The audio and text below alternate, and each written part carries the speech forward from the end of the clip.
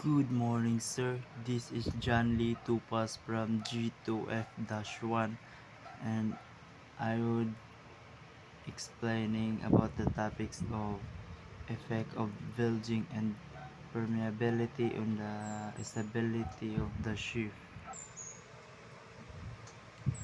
Bilging, flooding of the compartment, and variability significantly impact if the ship's stability by altering buoyancy and the center of the gravity.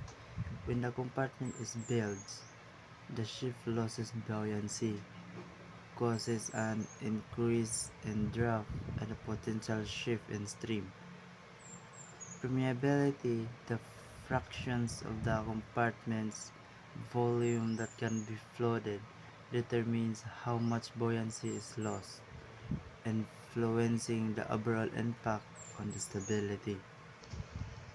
Ang pag-build at permeability ay direkta nakakaapekto sa kakatagan ng barko sa pamamagitan ng pag-apekto ng buoyancy at center of gravity ng barko.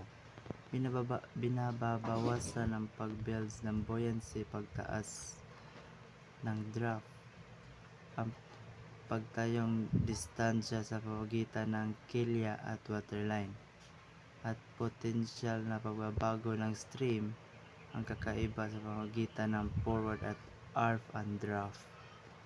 Ang permeability ay ang antas kung saan maaaring bahain ang isang compartments ay nakaka-impluwensya kung gaano kalaking buoyancy ang mawawala sa panahon ng pag-bilging ng barko.